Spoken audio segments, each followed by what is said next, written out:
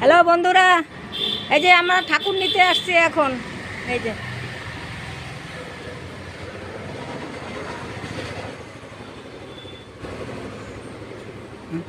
দিয়ে দেন বন্ধু।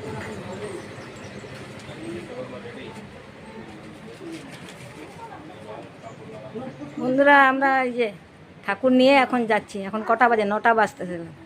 তোমাদেরকে মর্নিং বলতে ভুলেই গেছি, তাড়াতাড়ি করে চলে আসছি তো। এই যে দোকান। গুড মর্নিং বললাম তোমাদেরকে। বাবা কোথায়?